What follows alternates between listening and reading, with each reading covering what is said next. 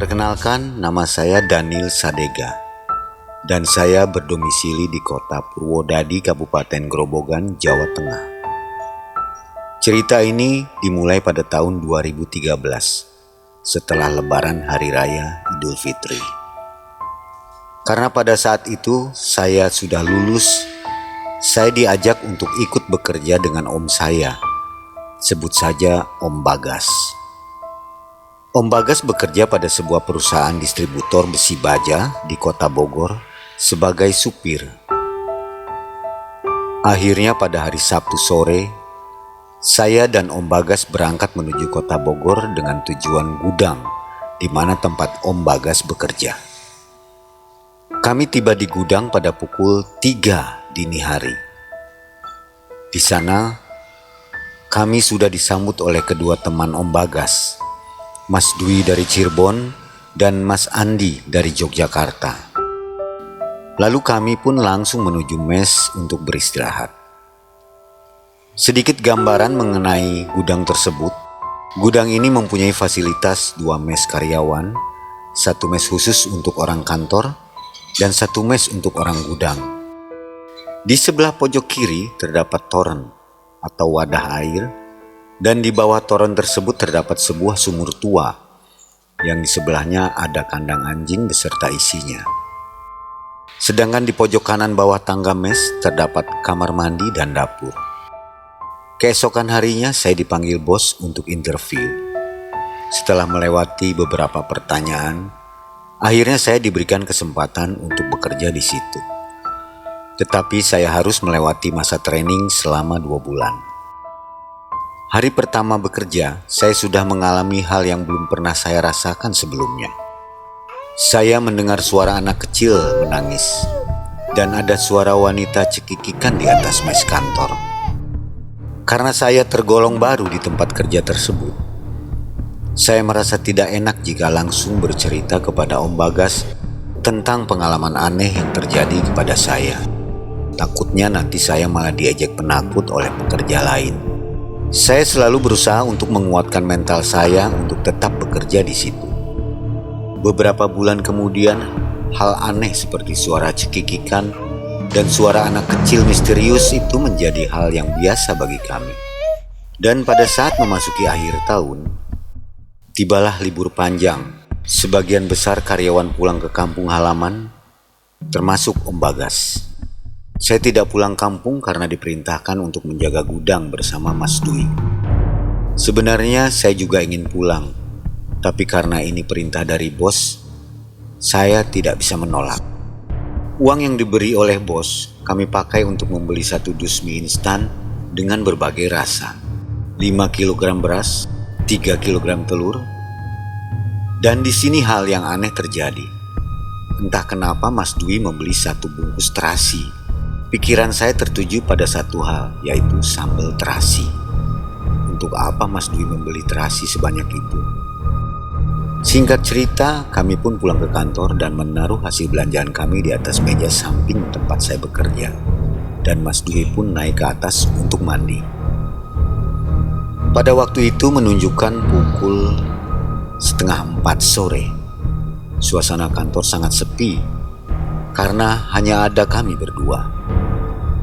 Ngopi enak nih, pikir saya.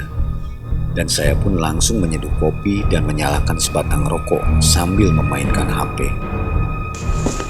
Beberapa saat kemudian, terdengar langkah kaki dari Mas Dwi yang turun dari atas dan menanyakan, "Nil, mana terasinya tadi?"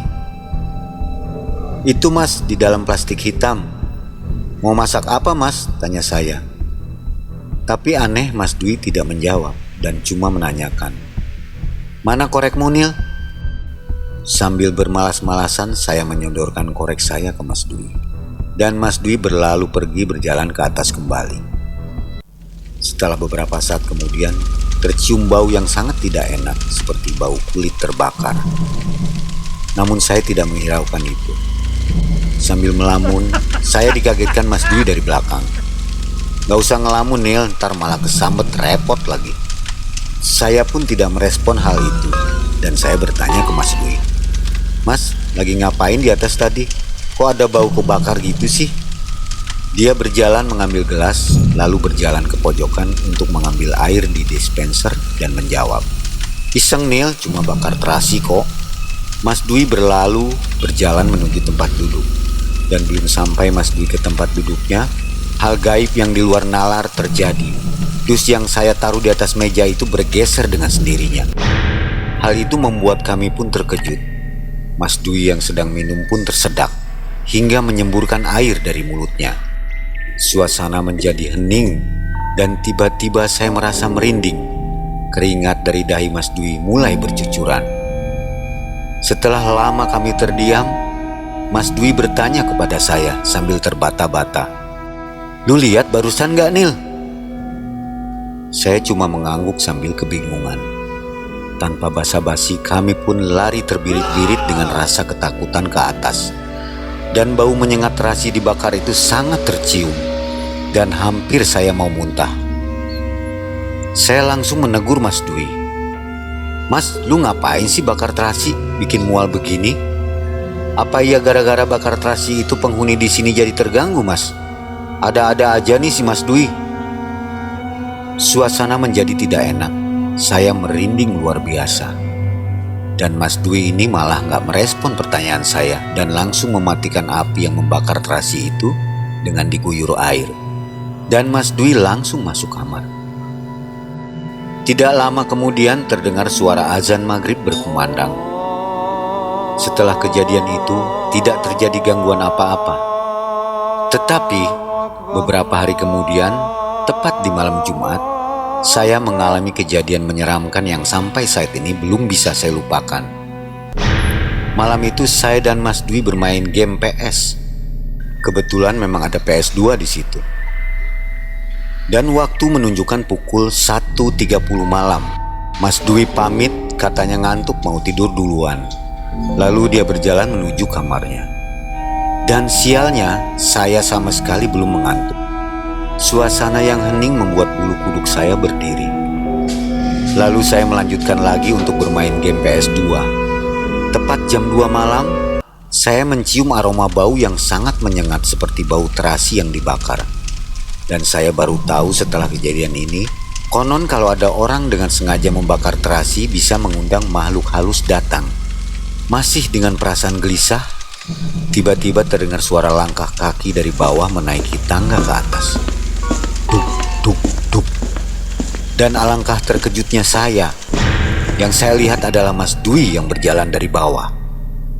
Dalam hati saya berkata, "Kok aneh ya Mas Dwi bisa jalan dari bawah ke sini? Kapan ke bawahnya?" Saya tanya, "Loh Mas, kok dari bawah? Habis ngapain?"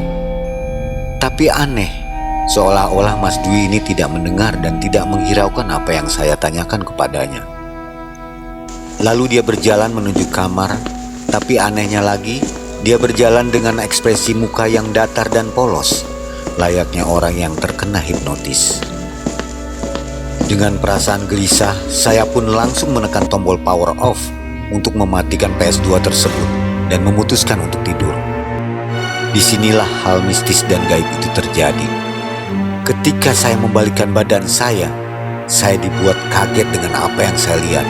Saya melihat sosok seorang laki-laki dengan wajah yang hancur berdarah-darah, dengan matanya yang hampir keluar, dan lehernya itu sobek, seperti ada benda tajam yang menggores serta mengucurkan darah segar yang banyak sekali.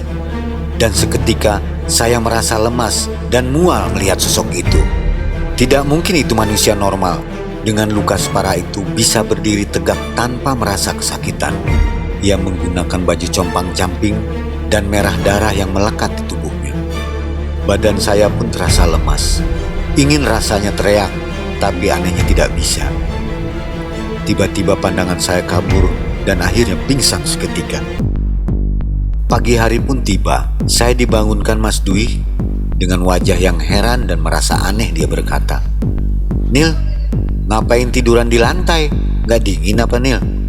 Sambil Mas Dwi berlalu begitu saja tanpa tahu apa yang saya alami tadi malam. Saya cuma terdiam terpaku dan shock atas apa yang terjadi tadi malam. Setelah agak tenang, saya ceritakan semua kejadian malam itu tentang sosok laki-laki yang mengerikan berdarah-darah itu kepada Mas Dwi. Sontak dia kaget dan bertanya-tanya pada saya, "Bukannya lu semalam udah masuk kamar, Nil? Mana bau banget lagi, kayak bangke lu baunya, Nil." Mendengar hal itu saya pun malah tambah bingung dan kaget. Mas Dwi pun berkata, "Terus kalau bukan lu, terus siapa yang tidur di ranjang tempat tidur lu, Nil?" Saya malah dibuat tambah bingung dan benar-benar merinding setengah mati.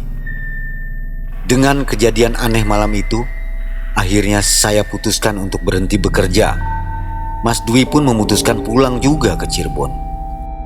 Setelah membereskan dan memasukkan baju ke tas, kami pun mengunci semua pintu dan keluar dari gerbang gudang itu. Saya berjalan menuju pojok kiri gudang, karena di situ ada warung yang biasa untuk saya beli rokok. Dan disapalah saya oleh Mang Ujang, yaitu pemilik warung. Beliau bertanya, "Mau kemana tuh, A? Udah pada rapih gini?" Saya jawab, "Mau pulang, Mang. Saya titip kunci ya. Ntar sore bos saya kesini ambil kunci, Mang." "Oh gitu? Iya siap, A." Saya juga menceritakan semua kejadian kepada Mang Ujang atas apa yang terjadi pada malam itu. Dan aneh, Mang Ujang pun terlihat biasa saja mendengar tentang sosok yang saya ceritakan itu. Dari raut wajahnya nampak tidak kaget. Dan dia bercerita tentang asal-usul dibangunnya gudang tersebut. Jadi begini, A. Sebelum jadinya gudang besi ini, dulunya itu gudang kayu, A. Di sana ada sumur. Nah, sumur itu memang ada penunggunya. Dulu itu pernah ada kasus pembunuhan ditemukan di situ korban satu keluarga. Parahnya itu jasadnya dibuang ke sumur itu. Nah, yang A lihat itu memang korban pembunuhan, A. Matanya yang satu belum ketemu sampai sekarang. Dan dengan heran sambil merinding, saya bertanya kepada Mang Ujang, "Walah, tahun berapa itu, Mang, kejadiannya?" "Ya sekitar tahun 2006-2007an, A." Terungkaplah sudah kenapa selalu ada hal-hal aneh dan mistis terjadi di gudang besi tersebut. Akhirnya saya pun berpamitan kepada Mang Ujang dan langsung naik angkot menuju terminal. Dengan perasaan takut dan masih terbayang hingga sekarang dengan sosok laki-laki itu. Mukanya yang hancur dan darah bercucuran kemana-mana. Sahabat, janganlah berbuat aneh di tempat yang belum kita kenal. Jaga kesopanan, tetaplah mengucapkan salam dimanapun kita berada, agar kita terhindar dari hal-hal yang tidak diinginkan. Tetaplah berlindung kepada Allah Subhanahu wa Ta'ala. Assalamualaikum warahmatullahi wabarakatuh.